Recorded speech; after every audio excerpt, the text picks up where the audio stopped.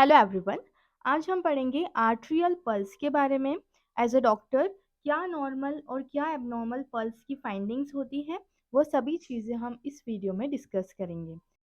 So number one, definition of pulse. Pulse क्या होती है? सिंपली हमारे हार्ट में ब्लड पंप किया और पूरी आर्टरीज के अंदर जो ब्लड फ्लो हो रहा है वो वेव्स के फॉर्म में फ्लो होता है और फिर पेरीफेरी में हम उसे फील करते हैं। फॉर सपोज हम रेडियल आर्टरी में फील कर रहे हैं तो किस प्रकार का रहता है? वो एक वेव फॉर्म के प्रकार का रहता है। ओके, सो डेफिनेशन में हम पढ़ते हैं कि आर्ट्रियल पल्स क्या है? एक इम्पल्स रहती है जो कि वेव्स फॉर्म में निकलती है और ये वेव जो है पूरी आर्ट्रियल वॉल में ट्रेवल करती है।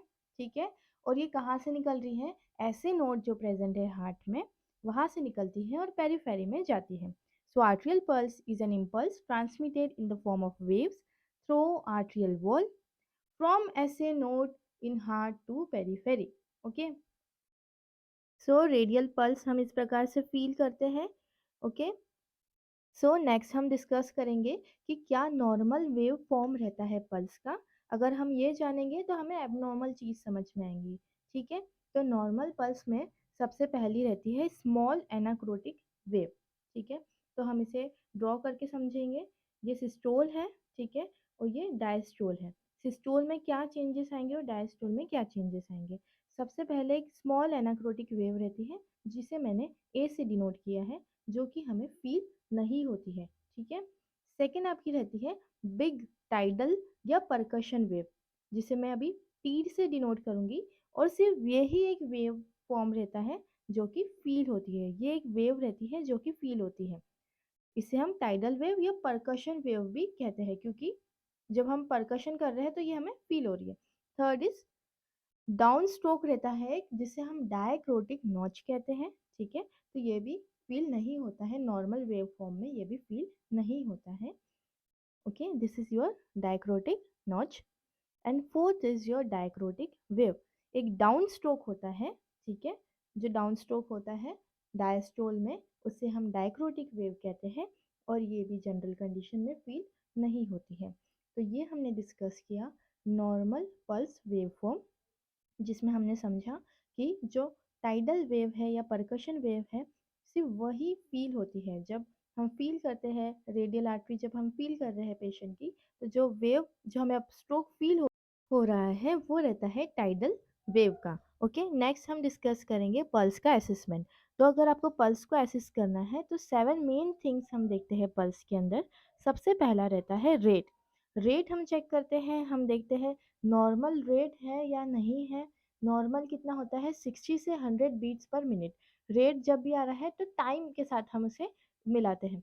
ठीक है, तो 1 मिनट में कितनी बार हमें पल्स फील हुई, that is exactly your rate. Second, हम चेक करते हैं rhythm. In rhythm we check कि रिदम रेगुलर है या इरेगुलर है, अलग अलग डिजीज कंडीशन में अलग अलग होती है। Third is volume. वॉल्यूम में हम देखते हैं कि लो वॉल्यूम पल्स है या हाई वॉल्यूम पल्स है, वॉल्यूम जो है वो ज़्यादा है या नहीं है। जैसे कि वाटर हैमर पल्स जो होती है उसमें वॉल्यूम बहुत ज़्यादा रहता है, जैसे प्रेगनेंसी में वॉल्यूम ज़्यादा है, हीमोडाइल्यूशन ज़्यादा है तो वॉल्यूम ज़्यादा होगा। Okay, fourth is your character. Character of pulse के बारे में हम डिटेल में डिस्कस करेंगे, जिसमें आती है anacrotic pulse, dicrotic pulse. Okay, next we check क्या सारे 9 पल्स पॉइंट्स फील हो रहे हैं या नहीं हो रहे हैं। Next is radio femoral delay.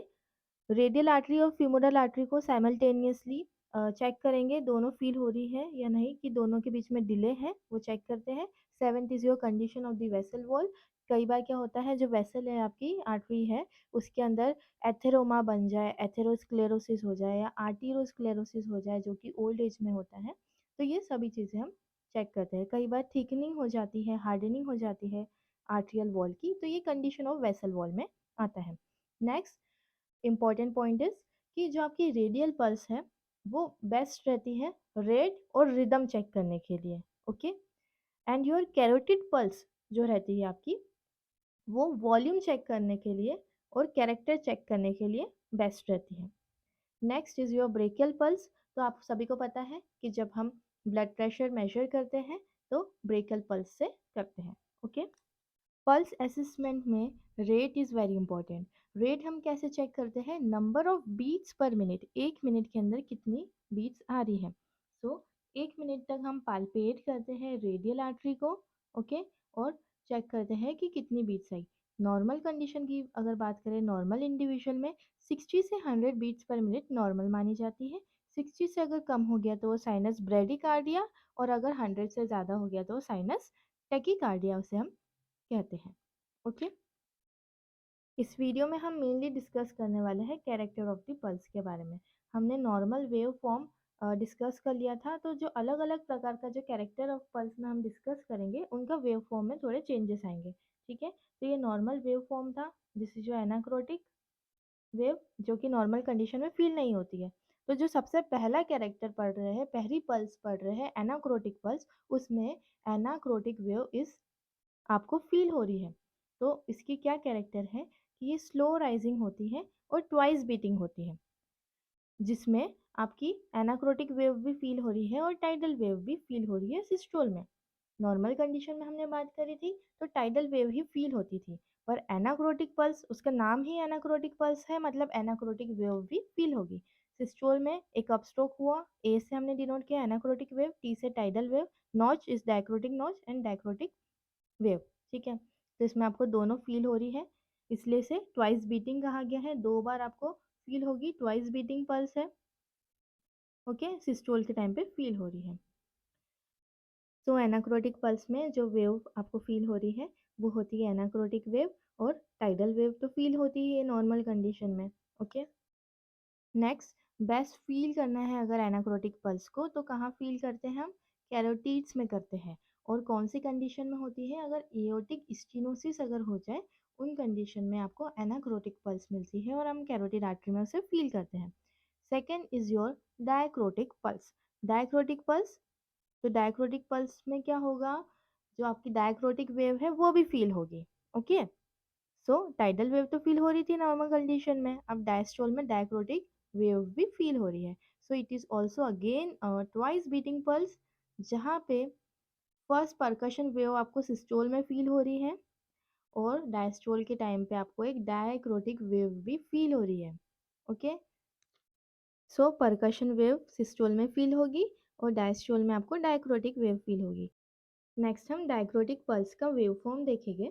तो इसमें क्या होता है कि एनाक्रोटिक वेव आपकी आई, ये फील नहीं हो रही है, ये आपकी टाइडल वेव ये फील हो रही है सिस्टोल में, नॉच जो भी फील नहीं होता है, और जो डायक्रोटिक वेव है ये फील हो रही है क्योंकि ये डायक्रोटिक पल्स है। अब बात ये आती है कि डायक्रोटिक पल्स क्यों मिलती है। ये हमें जब मिलती है जब पेरिफेरल रेजिस्टेंस जो है बॉडी का वो कम हो जाए और डायस्टोलिक प्रेशर भी गिरने लगे, ओके, तो हमें डायक्रोटिक पल्स मिलती है, okay. So it is seen when peripheral resistance is low and diastolic pressure is also low. तो कौन कौन सी कंडीशन रहेगी, अगर फीवर है जैसे कि टाइफॉइड फीवर में डायक्रोटिक पल्स मिलती है आपको। कई बार डॉक्टर्स जो है पल्स देख के बता देते हैं कि टाइफॉइड है या नहीं, अप्रोक्सीमेटली बता देते हैं, श्योरिटी के साथ नहीं, तो उन्हें डायक्रोटिक पल्स, ट्वाइस बीटिंग पल्स मिलती है। और दूसरी कंडीशन जैसे कि कंजेस्टिव कार्डियक फेलियर में भी हमें डायक्रोटिक पल्स मिलती है। नेक्स्ट हम डिस्कस करेंगे पल्सस बिस वेरिएंस। नेक्स्ट इज पल्सेस बिस वेरिएंस, बिस यानी बाय, बाय मतलब दो बार फील होगी वेव फॉर्म, ठीक है। तो अभी तक हम स्लो राइजिंग पल्स पढ़ रहे थे, लेकिन जो पल्सेस बिस वेरिएंस है ये रैपिड राइजिंग रहती है, यानी जो परकशन वेव है वो बहुत जल्दी स्पीड में फील होगी, एक अपस्ट्रोक मिलेगा, ओके, उसके बाद में एक स्मॉल वेव भी फील होगी, तो दोनों ही वेव फॉर्म हमें सिस्टोल के टाइम फील होते हैं। So it is a rapid rising twice beating pulse, जिसमें जो दो वेव फॉर्म्स है, जो दो वेव्स है हमें सिस्टोल के टाइम पे फील होते हैं। सबसे पहले परकशन वेव फील होती है, उसके बाद में स्मॉल वेव भी फील होती है, ओके। तो नेक्स्ट हम पल्सेस बिस्फेरियंस का वेव फॉर्म समझेंगे। तो एक रैपिड राइजिंग पल्स है जो कि परकशन वेव है, उसके बाद एक स्मॉल वेव है। ये हमें कौन सी डिजीज कंडीशन में मिलती है, सब एओर्टिक स्टीनोसिस में मिल सकती है और माइल्ड एओर्टिक स्टीनोसिस में भी मिलती है, ओके। आपको याद रखना है कि माइल्ड एओर्टिक स्टीनोसिस में आपको पल्सेस बिस्फेरियंस मिल रही है, ठीक है, क्योंकि सीवियर वाला हम आगे डिस्कस करेंगे, severe aortic stenosis. Fourth is your pulsus parvus et tardus, ठीक है। तो इसमें क्या होता है, इसका वेव फॉर्म अगर हम देखें कुछ इस प्रकार का रहता है, पल्सेस पार्वस ईट टार्डस का। तो ये भी एक स्लो राइजिंग पल्स रहती है, स्लोली, ठीक है। आप देखेंगे स्टार्टिंग का जो फेज है स्लो राइजिंग है, ज़्यादा ऊपर अपस्ट्रोक नहीं हुआ है जैसा कि पल्सेस बिस्फेरियंस में हुआ था। तो ये एक स्लो राइजिंग पल्स रहती है जिसमें लेट सिस्टोलिक पीक रहता है, ठीक है। तो डायग्राम में हम देखेंगे कि सबसे पहले मैंने स्लो राइजिंग लिखा है, उसके बाद में जो इसका सिस्टोलिक पीक है वो कैसा लेट आ रहा है, ठीक है। नीचे टाइम है तो ड्यूरेशन कैसा हो रहा है, फ्लैट है थोड़ी सी पल्स का वेवफॉर्म, तो ये लेट पीक आ रहा है।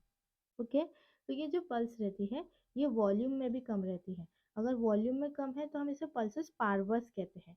जो पारवस वर्ड है वो वॉल्यूम के लिए रहता है, और जो टार्डस वर्ड है वो पीक जो है इसका वो लेट है उसके लिए होता है, इसलिए इसको क्या बोलते हैं, पल्सेस पारवस इट टार्डस, मतलब वॉल्यूम में भी कम और जो सिस्टोलिक पीक आ रहा है वो भी कम लेट आ रहा है। ओके, सो पल्सेस पारवस इट टार्डस ये हमें कब मिलती है, एओर्टिक स्टीनोसिस में मिलती है, सीवियर सीवियर एओर्टिक स्टीनोसिस में आपको मिलती है पल्सेस पार्वस ईट टार्डस, और जो माइल्ड एओर्टिक स्टीनोसिस है उसमें हमें मिलती है pulsus bisferiens. Okay, now next is your pulsus alternans. So आप वर्ड से समझ सकते हैं, अल्टरेंस मतलब अल्टरनेट हो रहा है, कभी स्ट्रॉन्ग बीट आ रही है तो कभी वीक बीट आ रही है, अल्टरनेटिवली आ रही है, एक बार स्ट्रॉन्ग फिर वीक बीट आ रही है। ये इसलिए होता है क्योंकि जो प्रॉपर कॉन्ट्रैक्शन होना चाहिए हार्ट की मसल फाइबर्स का और लेफ्ट वेंट्रिकल का वो नहीं हो पा रहा है। ओके, तो इस प्रकार का कुछ इसका वेव फॉर्म रहता है, सबसे पहले स्ट्रॉन्ग बीट आ रही है फिर वीक बीट आ रही है। So pulsus alternans is characterise by strong and weak beat जो कि अल्टरनेटिवली आ रही है। और ये क्यों हो रहा है, क्योंकि जो मसल फाइबर्स प्रेजेंट है लेफ्ट वेंट्रिकल के वो प्रॉपर तरीके से कॉन्ट्रैक्शन नहीं कर रहे हैं। It is due to alternate rather than regular contraction of muscle fibres of left ventricle. तो इसके क्या क्या कॉजेस हो सकते हैं, लेफ्ट वेंट्रिकुलर फेलियर है, अगर लेफ्ट वेंट्रिकुलर का फेलियर ही हो गया है, टॉक्सिक मायोकार्डाइटिस हो सकती है। नेक्स्ट हम डिस्कस करेंगे पल्सस पैराडॉक्सिस। पल्सस पैराडॉक्सिस क्या होता है, इंस्पायरेशन के टाइम पर ब्लड प्रेशर फॉल होता है, कितना फॉल होता है, 3 से 10 mmHg फॉल होता है। लेकिन अगर पल्सस पैराडॉक्सिस की कंडीशन है तो ये ब्लड प्रेशर जो है वो 10 mmHg से ज़्यादा फॉल होगा। ओके, सो इसे हम क्या कहते हैं, पल्सस पैराडॉक्सिस कहते हैं। इसके क्या कॉजेस हो सकते हैं, सुपीरियर वेना कावा का अगर ऑब्स्ट्रक्शन है तो हो सकता है, पेरिकार्डियल इफ्यूजन, कंस्ट्रक्टिव पेरिकार्डिटिस और कंजेस्टिव कार्डियक फेलियर में भी हमें पल्सस पैराडॉक्सिस मिलता है। Seventh is your थ्रेडी pulse. थ्रेडी pulse यानी बहुत फीबल जो पल्स होती है वो, तो इसमें रेट जो है पल्स रेट वो रैपिड होता है, वो पल्स वेव स्मॉल और बहुत जल्दी डिसअपियर हो जाती है। जैसे कि हमें शॉक की कंडीशन है, अगर कार्डियोजेनिक शॉक है तो हमें थ्रेडी पल्स मिल सकती है, क्योंकि बहुत वेव फॉर्म जो है पल्स का बहुत स्मॉल होता है और बहुत जल्दी डिसअपियर भी हो जाता है। Next and last is your water hammer pulse. तो ये कैसी होती है, लार्ज बाउंडिंग पल्स होती है, क्योंकि इसमें जो स्ट्रोक वॉल्यूम है वो बढ़ गया है, ठीक है। लार्ज वॉल्यूम पल्स है तो एक बहुत ज़्यादा अपस्ट्रोक आपको फील होता है पल्स वेव फॉर्म का, ठीक है। ये इसलिए होता है क्योंकि स्ट्रोक वॉल्यूम बढ़ा हुआ है लेफ्ट वेंट्रिकल से और पेरिफेरल रेजिस्टेंस भी कम है, जिसके कारण जो आपका पल्स प्रेशर है वो बढ़ गया है। सो वाटर हैमर पल्स में आपका पल्स प्रेशर बढ़ जाता है, पेरिफेरल रेजिस्टेंस भी कम है, स्ट्रोक वॉल्यूम भी ज़्यादा है। ओके, इसके हम अगर कॉजेस पढ़ते हैं तो फिजियोलॉजिकली फीवर की कंडीशन में, या अल्कोहलिज्म अगर क्रोनिक है वो वाली कंडीशन में, और प्रेगनेंसी के केसेस में भी वाटर हैमर पल्स हमें मिलती है।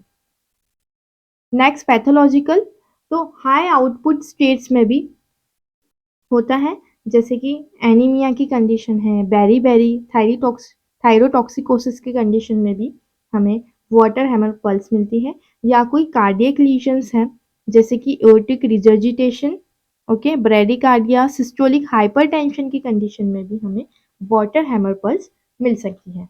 ओके, तो 2 मिनट्स के अंदर हम रिवाइज करेंगे पूरा। पल्स क्या था, हमने डेफिनेशन की बात करी थी, वेव फॉर्म में जनरेट होता है, ओके, ऐसे नोड से निकलती है इम्पल्स और पेरिफेरी में जाती है। नॉर्मल वेव फॉर्म हमने डिस्कस किया था जिसमें जो परकशन वेव थी सिर्फ वो ही फील हो रही थी। नेक्स्ट हमने डिस्कस किया था कि पल्स का असेसमेंट कैसे करेंगे, तो 7 मेन पॉइंट्स हमने कवर किए थे। rate rhythm, volume, character, whether all peripheral pulses felt or not, radiofemoral delay and condition of the vessel wall. Radial pulse हम रेट और रिदम के लिए देखते हैं, carotid pulse for volume and character and brachial pulse for blood pressure. Next हमने character of pulse पढ़ा था, जिसमें पहला था हमारा एनाक्रोटिक पल्स, जिसमें एनाक्रोटिक वेव भी फील हो रही थी, नॉर्मल कंडीशन में फील नहीं होती है। सो फिर हमने डायक्रोटिक पल्स पढ़ी थी, जिसमें डायक्रोटिक वेव भी फील हुई थी, नॉर्मल कंडीशन में वो फील नहीं होती है। ओके, और इसमें हमने देखा था कि फीवर टाइफाइड फीवर में मिल रही थी, पल्सेस बीस वेरिएंस पढ़ा था। ओके, तो इसमें भी 2 बार बीट हो रही थी, रैपिड राइजिंग पल्स थी और एक स्मॉल वेव फॉर्म था। ठीक है, सब एओर्टिक स्टीनोसिस और माइल्ड एओर्टिक स्टीनोसिस में मिल रहा था। पल्सेस पार्वा सीट टार्डस, जिसमें हमें लेट सिस्टोलिक पीक मिल रहा था और वॉल्यूम भी कम मिल रहा था पल्स का। ओके, सो ये हमने डिस्कस किया था, और ये एओर्टिक स्टीनोसिस अगर सीवियर है तो हमें पल्सेस पार्वस मिलती है। फिर हमने पल्सेस पैराडॉक्सेस डिस्कस करी थी। नहीं, फिर उसके बाद हमने पल्सेस अल्टरनेंस डिस्कस की, जिसमें स्ट्रॉन्ग और वीक बीट आ रहा था अल्टरनेटिवली, क्योंकि मसल फाइबर जो प्रॉपर तरीके से कॉन्ट्रैक्शन नहीं कर रहे थे लेफ्ट वेंट्रिकल के। पल्सेस पैराडॉक्सिस पड़ी, जिसमें नॉर्मल कंडीशन में 3 से 10 एच गिरता है इंस्पायरेशन के दौरान, लेकिन अगर 10 से ज़्यादा गिर रहा है इंस्पायरेशन के दौरान ब्लड प्रेशर, तो pulsus paradoxus. Next water hammer pulse, जिसमें स्ट्रोक वॉल्यूम बड़ा है, पेरिफेरल रेजिस्टेंस कम है। प्रेगनेंसी और फीवर के केसेस जो है फिजियोलॉजिकली इसमें मिलती हैं। सो आई होप कि आपको समझ में आया होगा पल्स। जो भी आपको डाउट्स है आप कमेंट्स में पूछ सकते हैं। Thank you so much for watching.